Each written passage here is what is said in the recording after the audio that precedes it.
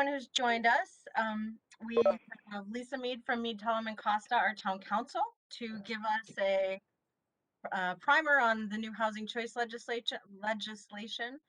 We're recording this, and we also have BCAT with us. So there will be multiple ways to watch, rewatch, or send it out to all your friends to watch. So with that, I will be handing it over to Lisa. She is going to be doing this in kind of segments and pausing for questions. I also would encourage anyone who has questions during, if we're not at that pause, if you want to put a question in the chat, we'll make sure we highlight that. Also, if you have a question, if you can raise your hand using the hand raise function, that is the most helpful for us to see you. If you need to just wave your hands in the air, we will also try to recognize you. Lisa, I'll try to help identify those who have questions. That's good, because I'm not controlling this. Brady is, so. Yeah, so between Brady, Jen, and Liz and I will try to navigate the behind the scenes for you. And then lastly, just anyone, if you are not speaking, if you can put yourself on mute, we would appreciate it. Let's see, I think that's all I have for now. And with that, does anyone have any just kind of procedural question on raising your hand or anything like that? And I can even practice if I can. There's a lot of people on here. Yeah, we will try our best to see all of you and get you recognized. So with that, I will hand it over to you. This is, Lisa, this is scheduled from 12 to 1. If we go a little bit over, that's okay. And I also understand if people need to leave. We will be providing contact information in the chat if you have follow-up questions after this meeting. So thank you very much. Thanks, Kristen. And, I guess the good thing about being the presenter is I don't see everybody that's here. That's the good thing and the bad thing. Let me just say, to start with, this is brand new legislation, as all of you know. It became effective in January of this year. Brady, you can go ahead and turn it to the next slide till we get going. But it is changing and being interpreted daily. Literally, there was a new missive that came out from the Executive Office of Housing and Urban Development yesterday regarding this. The Attorney General's office has sent on Monday a missive to the City Solicitor Town Council Association regarding certain determinations under the legislation. And so I really think you should take what I say to you as a primer and not have it in stone, because I think you're going to see it interpreted over this next year. I don't think we're going to see a lot of action in this town meeting cycle on this, but I suspect that when the fall cycle starts, we're going to start to see more action under the housing choice legislation. So with that, I'm going to dive into it. Hopefully I'll be able to answer your questions. And if I can't, I can get back to you at another time with the answers, but I think we can have a good discussion. So as part of Chapter 358 of the Acts of 2020, the governor signed into law legislation that would make housing more available to the inhabitants of the Commonwealth and have less restrictions. And so he did that in a lot of different ways. By amending the various statutes that we all deal with regarding the creation of housing and zoning in the Commonwealth. So everything from the Zoning Act, Chapter 40A, a number of provisions there that we're going to talk about, and 40R. The Act, doesn't let people get away with trying to limit housing in multifamily developments to age restricted. If you're going to have eligible housing, it's going to be eligible housing for everyone. So it's a real effort to make housing available to the inhabitants of the Commonwealth, probably more aggressively than anything since the mid-70s. So specifically, I'll just go through this quickly. Chapter 40A and 40R have been changed. They've added new definitions to Chapter 30A, which we're going to go through, 40A, which we're going to go through. They've added a new section 3A in 40A, which defines an MBTA community, which we're going to talk about, and which Burlington is. It amends section 5, which is how you adopt zoning bylaws. And it also amends section 9 of 40A, which is special permits. And it amends what is actually needed to approve a special permit depending on the type of special permit. So those are the big moves, and it is a big move. For any of you who have worked in zoning and housing in the last 20 or 30 years, a lot of people have been talking about this, but nobody's actually ever done it. And so the question is, how is it all going to be implemented? So if you go to the next slide, please. So if you need additional guidance on this right now, January 29th, DHCD issued guidance on it related to MBTA communities, but not entirely yet. In February, they issued more guidance. As I said yesterday, they had guidance that came out as well, basically saying we haven't decided yet on certain things, and they keep telling us that more guidance is forthcoming.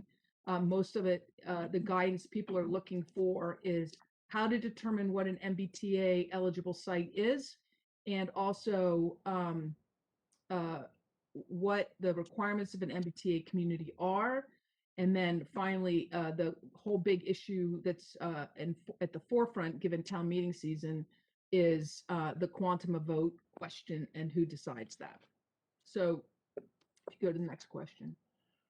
So there are new definitions in 40A, and surprisingly enough, many of you may know that if you go to 40A to look for definitions until now, there aren't a lot of definitions in 40A. It's very limited, as a matter of fact. And most of your definition exists in our very parochial zoning bylaws and ordinances across the Commonwealth.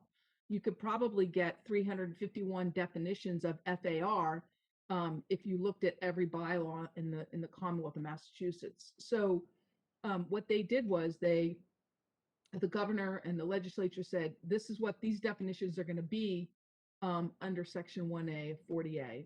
So they redefined accessory dwelling unit, or defined accessory dwelling unit in the statute. I'm not going to go dwell on that too much, but it does talk about exactly what an accessory dwelling unit is if it's to qualify under here,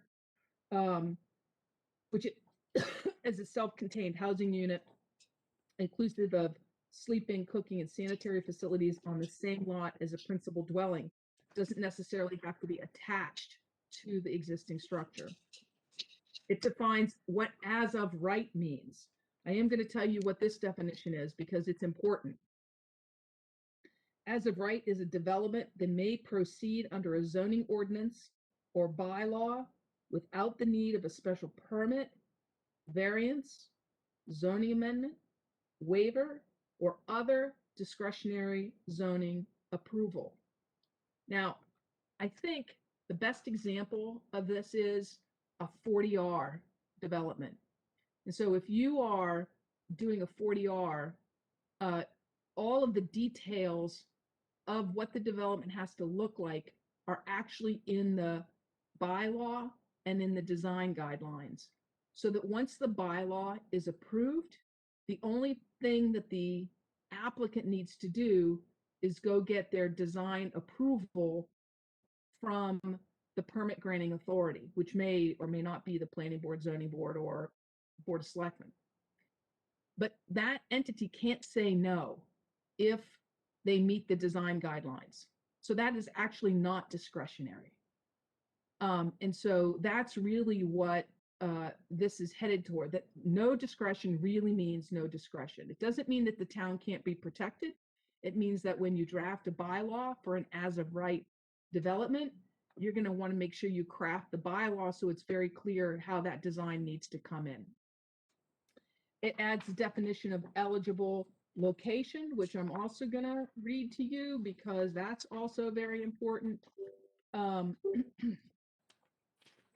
Eligible location are areas that by virtue of their infrastructure, transportation access, existing underutilized facilities or location, make them highly suitable locations for residential or mixed-use smart growth zoning districts or starter home districts, including without limitation areas near transit stations, including rapid transit, commuter rail and bus and ferry terminals, or areas of concentrated development, including town and city centers, other existing commercial districts in cities and towns, and existing rural village districts. This is important. Again, this is very reminiscent of 40R. This is how one might qualify for a 40R district. So there was a lot of borrowing from the 40R experience here. Then they defined gross density, lot. They defined MBTA community, and you are an MBTA community. They defined mixed use development, which is development containing a mix of residential uses and non-residential uses, including without limitation commercial, institutional, industrial, or other uses. They defined multifamily housing. And you think, you know, a lot of people think, well, gee, that's interesting. Multifamily is really multifamily. How's that any different? Well, I have some communities that I represent that define a two-family as a multifamily house. So you either have singles or multifamily. So the ordinance, excuse me, the amendment to the statute took care of that. A building with 3 or more residential dwelling units or 2 or more buildings on the same lot with more than 1 residential unit in each building. I think the reason that they were really clear about that is if you look at 48 section 6, that is the pre-existing non-conforming section of the statute. Really, there's special treatment given to single and two-family homes. And there's a lot of case law around that. So they were really clear that it was anything that was other than a single or two-family home. Then they define what natural resource protection zoning is and open space residential development. And they also redefined the transfer of development rights. So the transfer of development rights now is, and this is confusing, but we can talk about it later, the regulatory procedure whereby the owner of a parcel may convey development rights, extinguishing those rights on the first parcel, and where the owner of another parcel may obtain and exercise those rights in addition to the development rights already existing on that second parcel. So the idea is if there's a parcel that's more rural, but has some development opportunity, but may be good to protect it, you can transfer those rights to an area of town that may be more appropriate for development and increase the development rights on that area over and above what the zoning may otherwise allow. So those are the new definitions. So if you go to the next slide. So what is a MBTA community?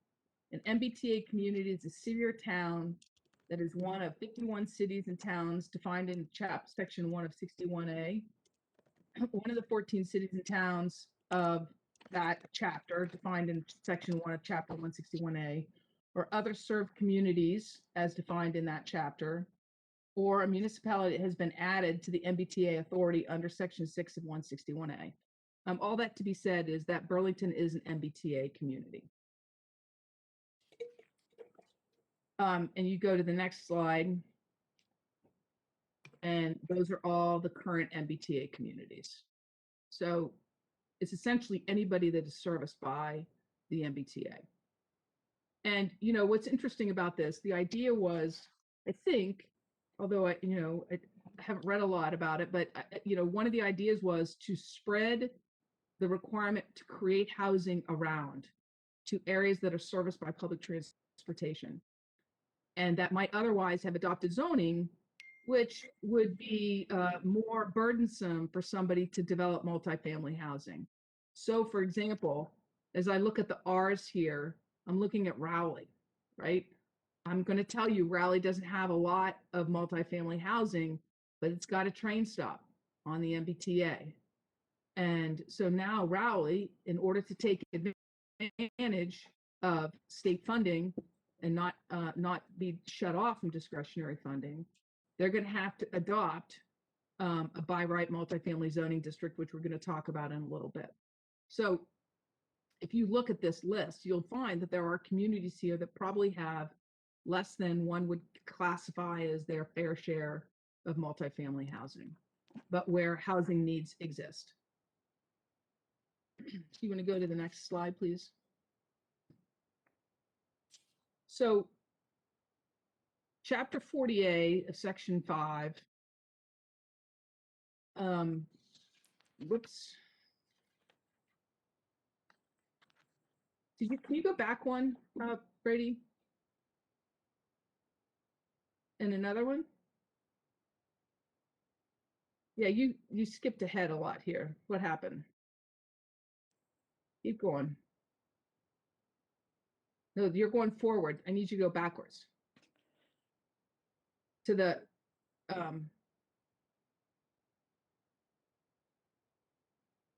right there. There we go. So 40A Section 3, what?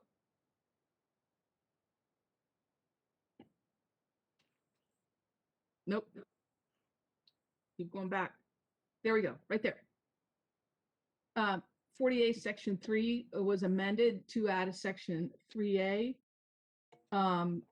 which applies to MBTA communities, that now requires that MBTA communities must have zoning ordinance or bylaws that provide at least one district of reasonable size in which multifamily housing is permitted by right. Remember, we've now defined by right. Multifamily housing must have no age restrictions and must be suitable for families with children. What is a reasonable size district? It has to have a minimum gross density of 15 units per acre. Sorry about the typo. Subject to limitations of Chapter 131, Section 40 and Title 5. That's the Wetlands Protection Act and Title 5. It must be located no more than a half mile from a commuter rail station, a subway station, a ferry terminal, or a bus station. If not, the community becomes ineligible for certain grant programs. So don't worry, you're not ineligible today. One of the guidance documents that came out early on was that all MBTA communities today are deemed eligible until they come up with an opportunity to meet this. So what I suspect is going to happen is that there's going to be an implementation deadline attached to it, right? They couldn't come up with this in January and say, oh, by June, if you don't have, the appropriate zoning in place, then you're going to become ineligible. So I suspect we're going to get some kind of timeline by which an MBTA community has to have a bylaw that meets this requirement. So I don't know at this point. I haven't had an opportunity to review or work with Kristen to review all of the Burlington bylaws to see whether or not one could consider whether or not you have this. I highly suspect you don't. My guess is that you at least have some kind of site plan review that has some discretion in it that covers any district that would be a by right development, but I don't know that for a fact. We need to do the review. Go to the next slide, please. So additional guidance is forthcoming. And as I said, all the MBTA communities are going to be deemed to be in compliance until that guidance comes. And I suspect that we have a deadline. So before I go on to the next section, this is a good section to stop. Did we have any questions so far?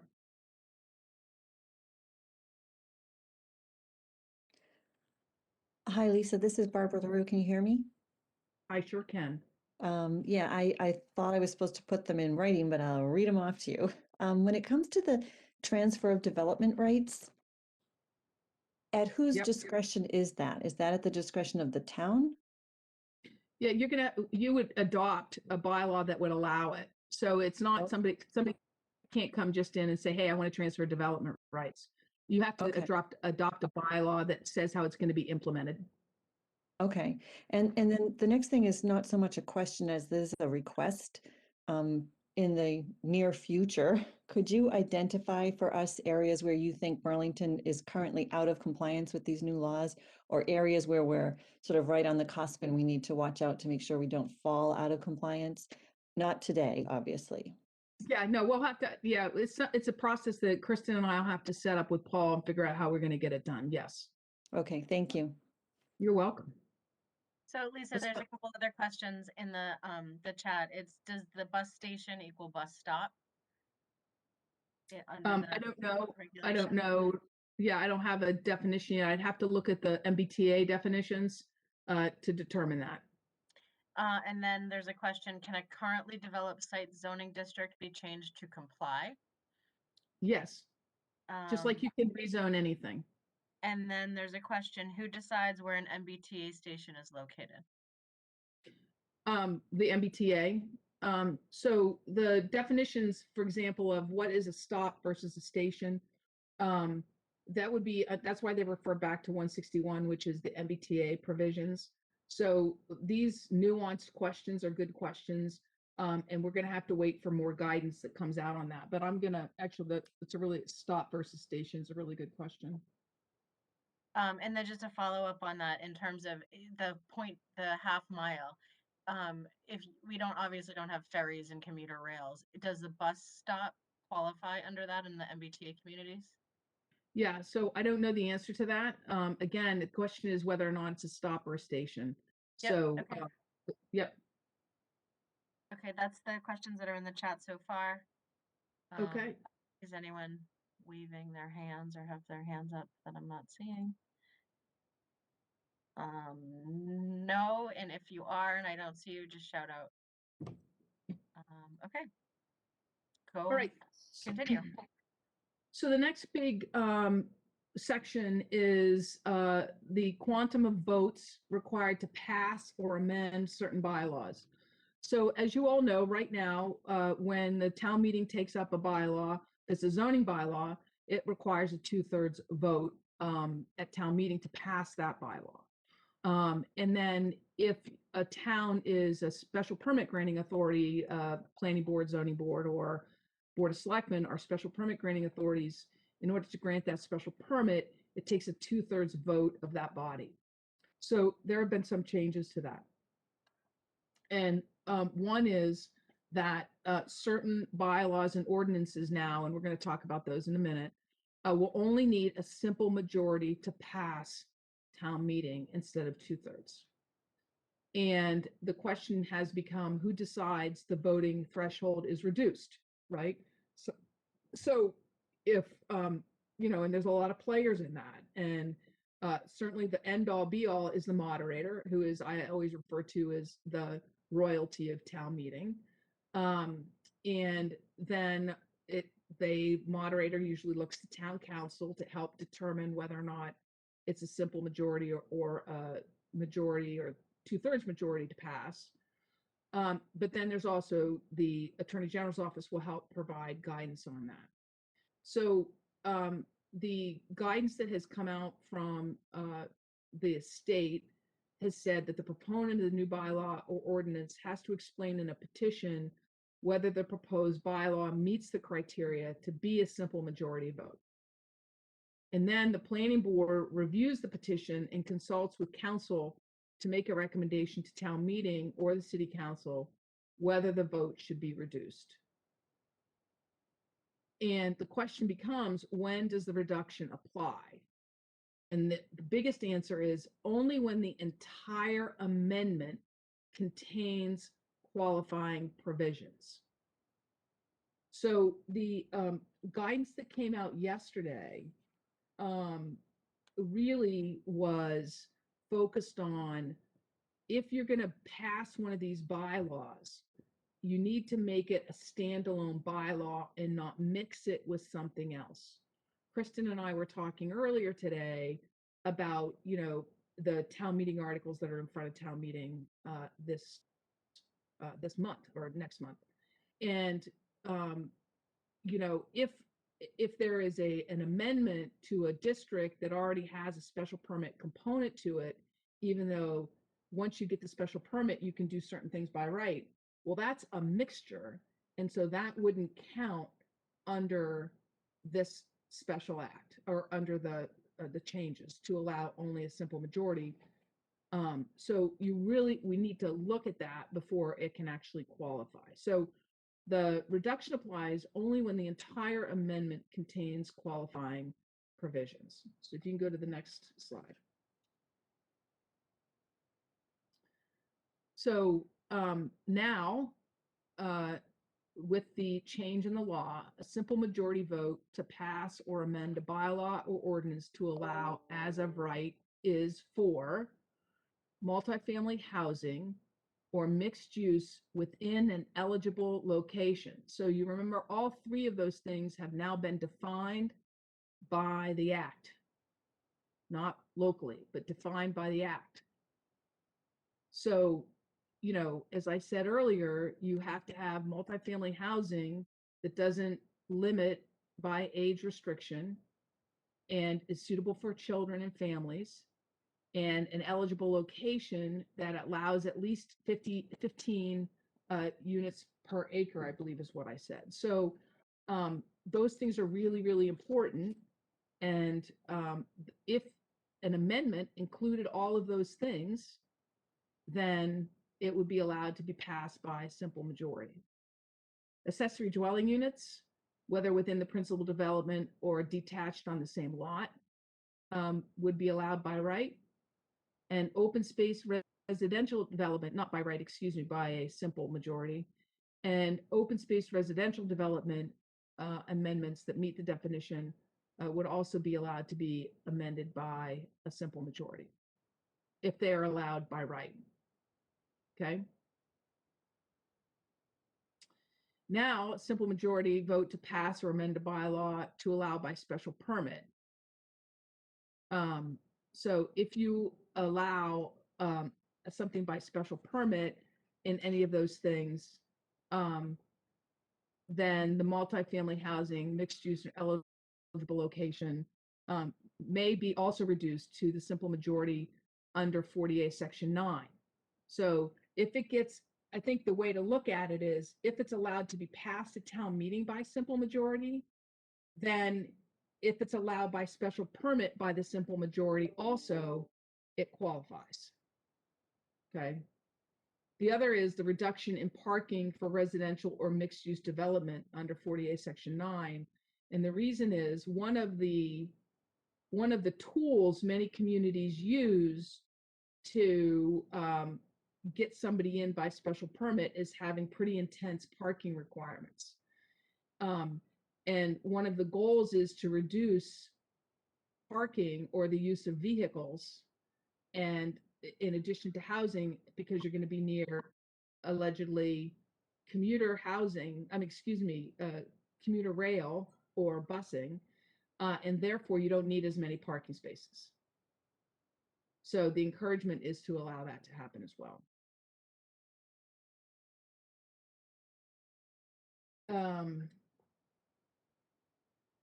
All right, so Lisa, can I ask a question just to clarify what you yes, just said? So yes, if there's a zoning article, the zoning article needs to be just for housing, not other things within the housing commingled to be the majority, the simple majority. Or it could be the mixed use. It can be mixed use. Okay. Yeah, it could be that mixed And use then definition. the second question, does the housing need to be by right to qualify for the simple majority? Yes. Okay, thank you. You're welcome. Lisa, this is Melissa. I'm just on the phone. Just follow up to that question. With the mixed use, then, is there a percentage, or how do you ensure like a mix? Is it 50-50? So let's see if they got that. So it says development containing a mix of residential uses and non-residential uses, including without limitation, commercial, institutional, industrial, or other uses. It does not give a percentage. Now, I will tell you that leads me to say you could take that mixed use development definition and further define it, I think, within your bylaw, so that you could address that very issue. Yeah, because that seems then they could propose something like 95% housing with like 5% commercial, right? Right. I think that we would have to seek guidance on if we did it, right? But if you did more of a 50-50 or a 45-50, I mean, the other thing is you can have horizontal mixed use and you can have vertical mixed Right. use. So, and it doesn't even say that it has to be on a lot or in a building, right? So I think there's some flexibility for the cities and towns to take that definition a little bit further. Okay, thanks. You're welcome. Okay, so the multifamily housing in a mixed use within an eligible location, as I said earlier, we have what eligible location is. And then the definition fails to say who decides what locations are eligible. However, what we have now received guidance that says the proponent of the new bylaw again explains in the petition whether the affected land area meets the criteria. The planning board then reviews the petition and consults with council to make a recommendation to town meeting or the city council whether affected by the land qualifies as an eligible location. The further guidance that we have heard is that either the planning board through the Board of Selectmen or the Board of Selectmen can send that also off to the AG or Executive Housing, Office of Housing and Community Development to have their take on it as well. But individuals may not. I'm going to talk about that in a little bit, I think. So now we have a simple majority to vote or pass or amend a bylaw or ordinance that provides for transfer development rights as well. So zoning or natural resource protection zoning, where the adoption promotes the concentration of development where the municipality deems it most appropriate, but will not result in a reduction of the maximum number of housing units that could be developed within the municipality. So that's when you develop your bylaws using the transfer development rights, you can't use it to reduce how many housing opportunities you have, but you can use it to shift where those housing opportunities lie. So let's say you are a very rural community, and you're trying to, build up the housing around an eligible location near, an MBTA facility. But I could do a subdivision on, 10 acres and I can do 20 housing units there, but it would be better for that to be open space. So I can sell those development rights to somebody near the MBTA location so they can increase their density to those 20 more units. But I can preserve the open space, which is more appropriate for the rural environment. These are things that have to be worked out through the community, but they are the basic tenets of the statute.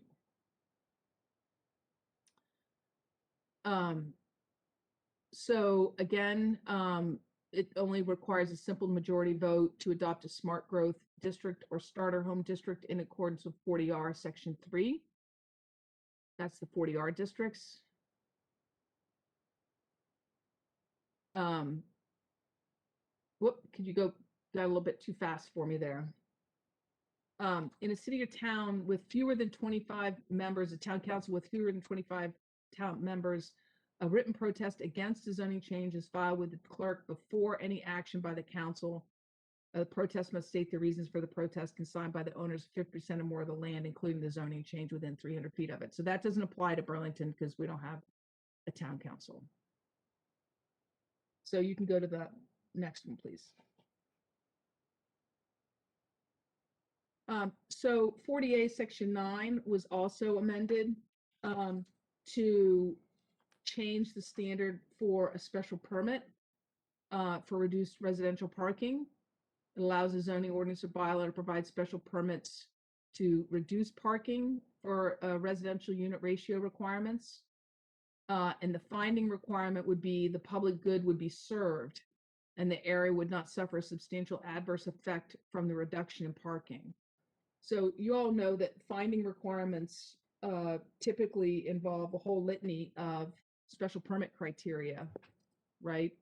And here what they have done is define the finding requirements for the town that you can reduce parking, residential parking under 40A Section 9 with the finding that the public good would be served and the area will not suffer a substantial adverse effect from the reduction in parking. And you go next, Brady. It's also been amended to reduce votes for issuing certain other special permits. So the following would need a simple majority vote to grant a special permit for multifamily housing located within a half-mile of commuter rail station, subway station, ferry terminal, or bus station, but only if 10% or more of the housing is affordable. Mixed-use development in centers of commercial activity, but only if 10% or more of the housing is affordable. Reduce parking space to residential unit requirement, but only if reduction in parking will result in the production of additional housing units. So somebody can't come in and say, I want to, under the ordinance or under the bylaw, I'm allowed to do 50 units of housing, but I really don't want to, I don't want to develop all this parking. Instead, I'm going to, make more green space, or I'm going to put in recreational facilities, or I'm going to put in, a kiosk. The reduction in parking has to equate to the production of additional housing units. Those would all be an amendment that would allow a vote of the special permit granting authority to approve a permit with a simple majority.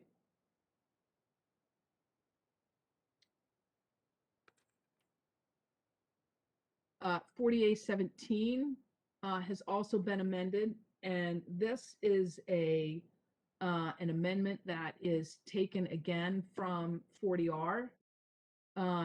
That 48 Section 17 is the appeal provisions of the Zoning Act. The judge can require up to a $50,000 in bonds from a plaintiff appealing a zoning decision. And it's appropriate where the harm to the defendant or public interest results from delays caused by an appeal that outweighs the financial burden of the surety or cash bond to the plaintiffs. So under 40R, there's not even that finding. Under 40R, if somebody appeals a 40R determination under the design review, the plaintiff has to post a bond that's equal to the carrying costs and legal fees of the proponent.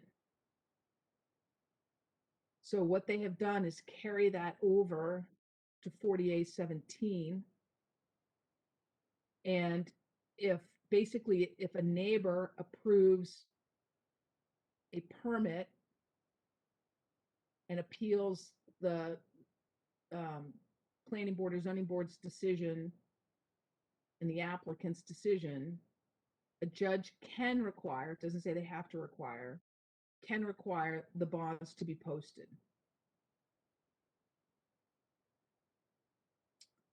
That's a pretty big burden.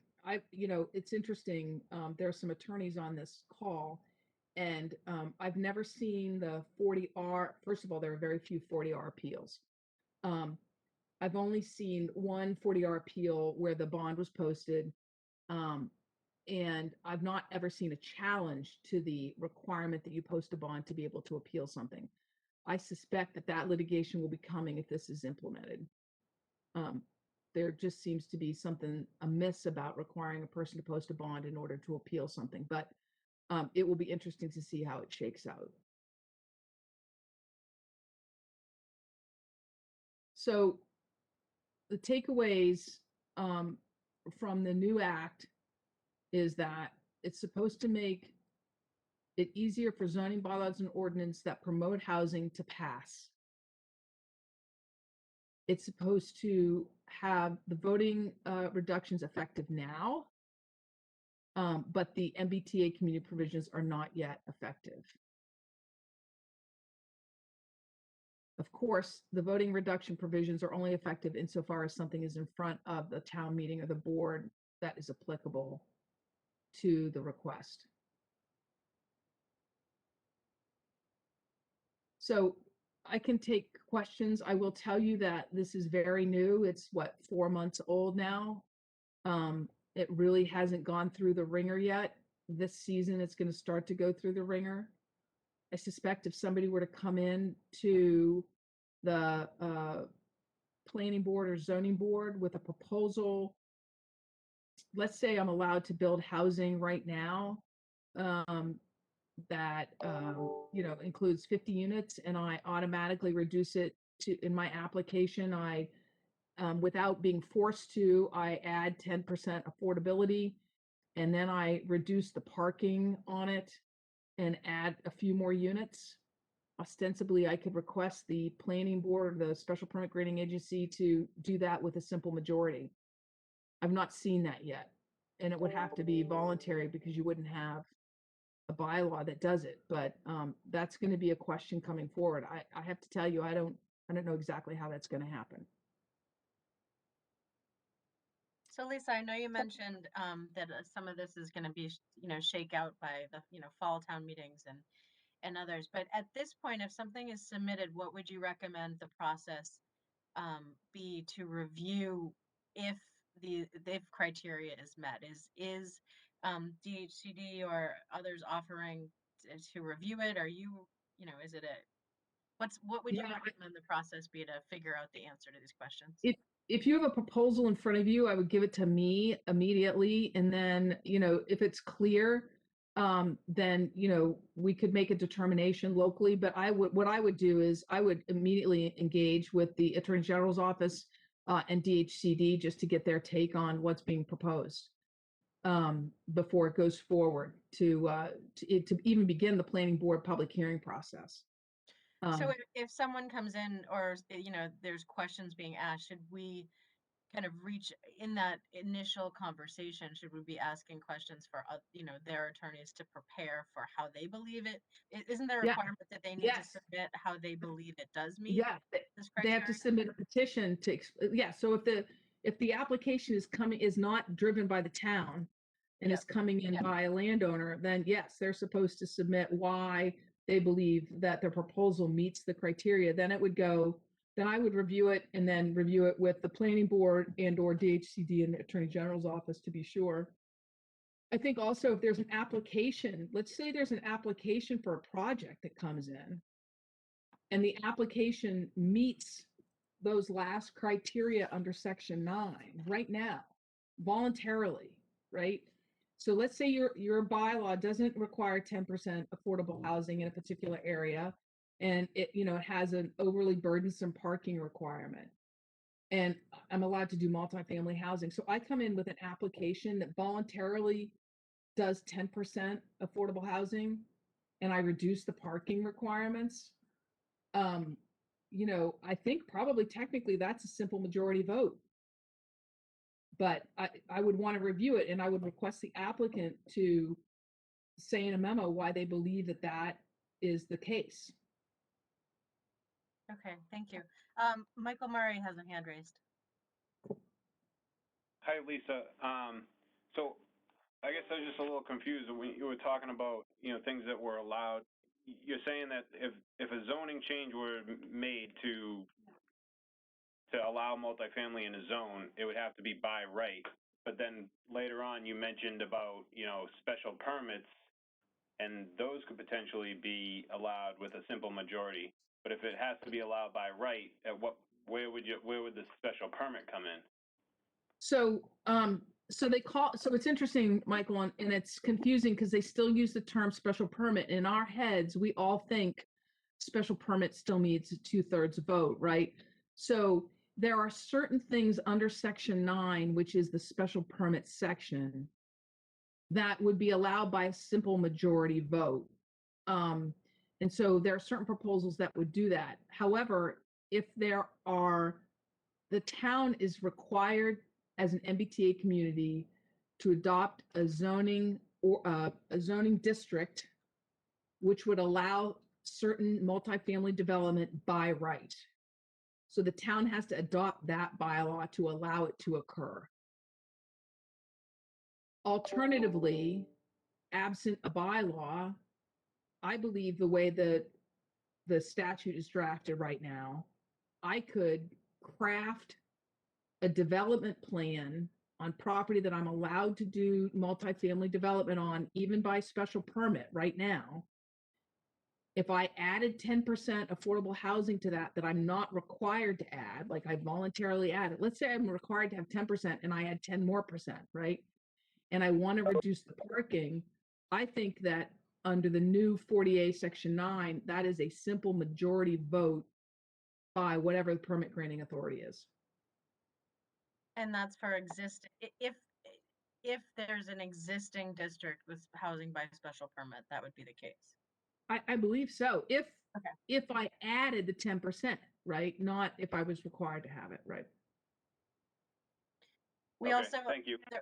there was also a question about, if the proximity to these eligible locations, if those things go away. So if a bus stop is moves, I mean, we've had talks about MBTA really pulling back from Burlington. So is there any concern if the eligible location may be eligible at that time of vote and then becomes, something changes with those stops and they're not within that half mile? Is there any concern then, or is really the eligible location only a criteria for when you're going to vote? I think that I think that that would be counterproductive. I think that they would have to, it's a snapshot in time, but that's why it's so important to understand what eligible location means, like a stop or a station. So I don't know the answer to that, but I have to say, I can't imagine that they would allow you to pass a zoning map change, a zoning district to qualify for an eligible location. And then because of something, 5 years later or 2 years later changes that no longer becomes an eligible location. I can't imagine that would be the case, but I don't know the answer to that off the top of my head. Okay, thank you.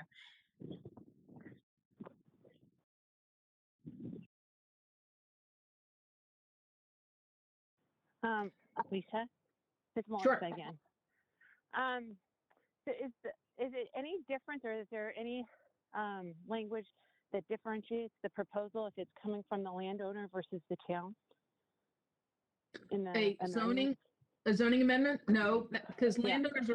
landowners are allowed to make zoning proposals now too, but they still have to go through all the same hearing process that any zoning amendment has to go through. So it's still permitted. Okay, and so I guess if the town proceeds and identifies the district, because they have to, because it's an MBTA community, right? And then Yep. that's one area. And then the other area would be if we had it, and I don't know this, but if we had any area that allows for multifamily and has the special permit piece. So it's like technically we could have, or we would have to have two areas. No, not right. We'd No, have you to have can't the have MBTA. yeah, the eligible location piece cannot be by special permit. It's by right That's the by right. multifamily That's the housing. by right area. Got it. Right. Got it. So Right. we have the by right area. Got it. Lisa, specific to what's in front of us at town meeting, especially with those town meeting members that are on, for the potential not rezoning, but zoning amendment for the Network Drive Plan Development District and the Kent Cottage. The use has been proposed by right, and I know we talked about this before, but I think it's important to discuss with the group. The use is proposed by right in the use table. However, as we discussed, the site plan under 1215 is a special permit process. Can you Right. kind of explain your thought process through that project and Yeah, how this affects that? Yeah, I don't think that it affects that. I think that's a traditional 2/3 vote because there's a special permit component to it. So you can't even get to the by right piece unless you get through the special permit component. So I don't think that, in my opinion, it doesn't qualify for a simple majority vote at town meeting in that particular instance. You know, So for instance, if it was a by right use and there was just, and if it was a site plan versus special permit site plan, that may qualify? it may, but there's a big debate about whether site plan review is discretionary or not, right? So Right. one of the things I would say is I think clearly these zoning amendments have takeaways from 40R in them, right? And so when 40R was being debated and adopted, one of the concerns communities had and legislatures had for their communities is that they wanted communities to still retain some control over the design of the project. And so the way that the way that 40R dealt with that is to say, okay, look, you adopt your design standards as part of your bylaw. And so you know what your development is going to look like. Everything from, the number of floors to the size of lot coverage, to the amount of landscaping, to the way the parking lot is, to the location on the lot, to the setbacks, so that if somebody comes in for an application for 40R, when they go through design review, it's really design review to see if it actually meets exactly what was the design guidelines are. And it cannot be rejected if it does, as opposed to our traditional site plan review. And you all know this as well as I do. You go into site plan review and, the site plan review agency kind of pushes and pulls, and even though it's technically not discretionary, it really builds up the time and the money for an applicant. And I believe that's what 40R was trying to avoid. And I believe that's really what this provision is also trying to avoid. And so when they mean non-discretionary, they truly mean non-discretionary. So I think the town protects itself by adopting a by right bylaw that includes those very specific design guidelines, so you don't get caught up in the permit granting process afterwards as if it were discretionary and you lose the benefit of the by right use. That's a long-winded way to say that while site plan review may be considered non-discretionary, we all know that in fact there's a lot of discretion in it. So I have probably 17 follow-up questions, but I want to get to on that, which I can certainly offline talk with you about. But there's also a question that came in the chat. Can a detached accessory dwelling be permitted by the building inspector if existing setback height requirements are compliant? Yeah, so if the accessory dwelling unit is by right, then that means that it can be issued by the building inspector. So accessory dwelling unit is I'm going to just say that the new definition is a self-contained housing unit inclusive of sleeping, cooking, and sanitary facilities on the same lot as the principal dwelling, subject to otherwise applicable dimensional and parking requirements, that maintains a separate entrance, either directly from the outside or through an entry hall, a corridor shared with the principal dwelling, sufficient to meet the requirements of the state building code for safe egress, is not larger in floor area than half the floor area of the principal dwelling, or 900 square feet, whichever is smaller, and is subject to additional restrictions as may be imposed by municipality, including but not limited to additional size restrictions, owner occupancy requirements, and restrictions or prohibitions on short-term rental of accessory dwelling units. So the answer is yes. If the accessory dwelling unit meets the definition, either this definition or as further modified by the town, then yes, a building inspector can issue a permit for that without any permit granting authority review.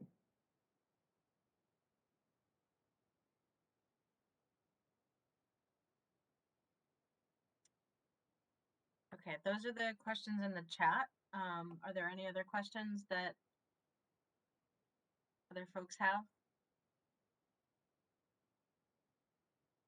I have a follow-up, Lisa, on design requirements or what you just said. And And one, do you expect that there's more guidance on the site plan aspect of kind of quote discretionary that we would be expecting to roll out over the next couple months? Yeah, I mean, yeah, I think there's going to be, I think there's going to be a lot of chatter between legal counsel, the City Solicitor Town Council Association. I think that Executive Office of Community Development will issue more guidance. Potentially, the Attorney General's office will. You all have to remember that, of course, we know that site plan review is not not an animal Right. 40A. And but has been allowed by the courts. And it's all typically drafted so that it's not special permit, but there are, of course, some special permit site plan reviews. So I think if site plan review is truly site plan review and non-discretionary, and it's clear that that's the case, then the AG will probably say, yep, that's not discretionary. But so the more detailed I think the bylaw is about what's required, with less discretion, so to speak, at the end, that will be okay. So, and then my follow-up on design requirements is, in the past, it's been, you can have design requirements in historic districts or other special districts and a 40R district, but not typically just in zoning districts. So how does this legislation kind of allow for aesthetic design reviews that I think, yeah. that are not typically in the past had been allowed generally? So I think the answer is, I don't know. If they're asking for non-discretionary permits and municipalities want to draft a bylaw that, that is a roadmap for a developer but doesn't overreach, then it needs to be more specific. And so I think we're not going to know until we try, so to speak, right? So you can't get in, obviously you can't get into the building code, right? And Right. you'd have to have a reason to tell a person why, they should have, barn board on the siding instead of, whatever, shingles. So those kinds of things you have to be really careful of. But, you can use, when you start using language like, shall be similar to the rest of the district, there starts to be a little discretion in there, right? So there's a balance between that and being too specific. And my last question is, in 2010, I think, 2012, we adopted the inclusionary zoning provisions in the Yeah. bylaw. And at the time, it was advised, we had a by right zoning district for multifamily housing in the RG district. And it was advised to us that if we wanted to have inclusionary zoning, we should therefore do multifamily by special permit instead of by right. Is there any concern that if we did by right housing, we couldn't enforce the inclusionary zoning provisions? Well, your by right housing has to include a affordable housing requirement, right? The eligible requirement is that 10% of it is affordable, I believe. So what is is that different than you're going to tack the I don't mean this in a derogatory manner, but would you be tacking the inclusionary zoning requirement on top of the 10%? No, I mean, our inclusionary is 15% at this point. So it's just, is it, if we had by right housing, we have to create? You can't make somebody have a special permit. The question is, would you make them automatically get the inclusionary housing absent the special permit? Okay. Yeah, I don't. Okay. I know all of this is so new and we're just still trying to figure it out. I'm just trying to, navigate just as everybody else is. Okay, we're at 1 o'clock. Is there anyone else who has any questions? If so, shout them out. Mike Rennion had one in the chat. I asked a question about the detached accessory dwelling. Yes. Units. Okay, sorry. We talked through that. If anyone has any other questions for Lisa, please email us at planning@burlington.org and we can certainly forward them along to Lisa to get a response. And of course, Lisa, you'll let us know when new guidance comes out. I will. Okay. Was someone looking to speak? I just had a quick question. I mean, Oh, Kristen, Lisa. Oh, Yeah. so how are communities kind of approaching this at this point? You know, early on, I think Lisa said, you know, it's kind of initiate a review of, you know, some of our zoning at this point, what has special permit. But I'm just curious what you've heard and how communities are approaching this at this point. Well, I mean, people are doing review of their zoning to see, you know, it's a couple of things. If you're a MBTA community, where could you put this zoning in preparation of what's coming down the road?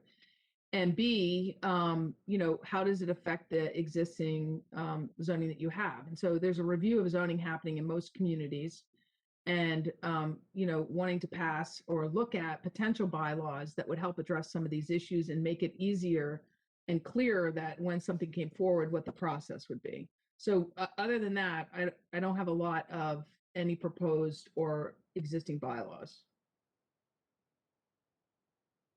Okay, thanks. I have So I just Sherry. want to say, hang on one second. I do want to say I misspoke. I don't think that you're required to have the 10% in your by right eligible location. You just have to meet the, it has to be reasonable size, multifamily, no age restriction, and the certain density. But I don't think they're requiring in that would, but it would be a by right development if you came in with multifamily housing or mixed use within the eligible location and included affordable housing. Okay, thank you. Sherry Ellis has a hand raised. Thanks, Kristen. I think the question is more for you than for Lisa, although Lisa obviously needs to be involved in this. But next steps, I mean, we're talking of this review of the zoning bylaws kind of thing. So do you have kind of a thought as to, you know, next steps in reviewing that? Obviously, ZBRC would, you know, is there willing and, you know, able to partake in this, and kind of what the next steps are.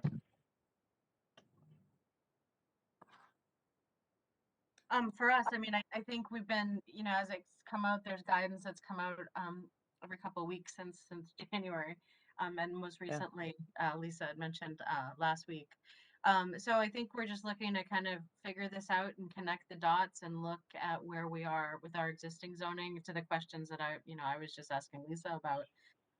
So, you know, Lisa, I mean, I would anticipate that we would work, you, Paul, and I would work together this spring to figure out kind of what this project looks like to just understand, one, just our zoning bylaw, how it's changed or not changed by this legislation, what we should be thinking about for potential changes. And then secondly, you know, we certainly, Burlington's a busy place, and there's a lot of interest in Burlington, and we certainly have had a lot of conversations since, just in general about housing, but also since this housing choice legislation was passed. And so how are we going to deal with things as they roll in? So that would be my answer. And I hope, Lisa, we can work together and then figure out a process with other committees like CBRC and the planning board to understand this. Yeah, I would hope that by the end of May, 1st of June, we're going to have a lot more definitive guidance that's going to come out for everybody. And that would really be when everybody would jump in with both feet. Yeah. All right. Thank you. And just for our group, the presentation, we do have it on the planning department homepage that we just posted just right before this in case people wanted to look at it. Lisa, if you had any updates to it, we can certainly repost. Okay. If there's anything in here, I know you said there's a typo, which doesn't bother me, but if you wanted to resend. Take care. So that's that. And you know, I think, you know, there's a lot more that we need to understand, but at least I appreciate you giving us kind of just, you know, 101, what is this? It is the biggest piece of land use legislation that's happened in a really long time. And I think it's good, but a lot of nuances about it that we just need to really understand. Great. All right. Thank you. Great to see everybody. Thanks for participating. Thank you, everyone. Thank you. Thank you. Bye.